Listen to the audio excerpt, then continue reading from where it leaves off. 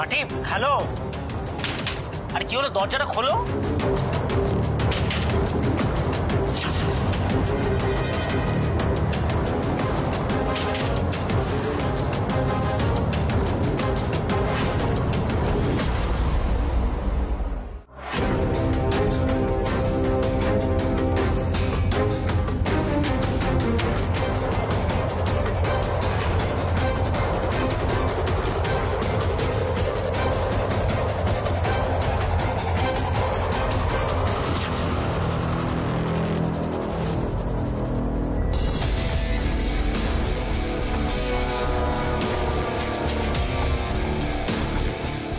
কি করছো বেটা তুমি এখানে? তোমার তো খাট ভেঙে গেছে, তুমি এখানে ঘুমোতেও পারবে না। আমি অন্য একটা ঘর খুলিয়ে দিয়েছি তোমার জন্য। আজ রাতে ওখানে শো, কালকের মধ্যে তোমার সব ফার্নিচার আমি ঠিক করে দেবো। চলো। না না মম, আমার কয়েকটা জিনিস নেওয়ার আছে।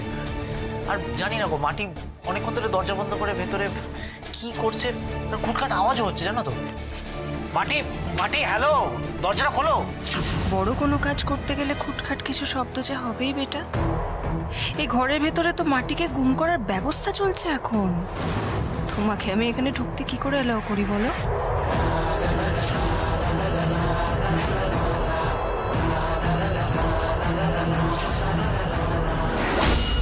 মাটি, দরজা খোলো। ছাড়ো না আকাশ, ওকে ওকে ডিস্টার্ব করলে ছাড়ো না। তুমি ঘুমাবে চলো।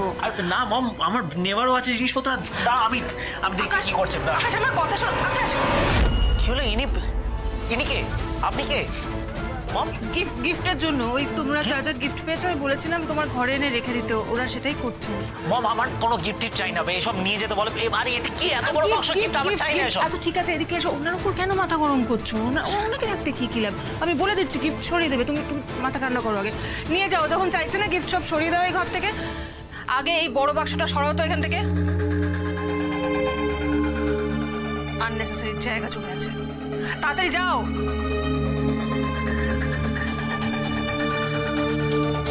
নিয়ে যাচ্ছি, সব নিয়ে যাচ্ছি। You come down.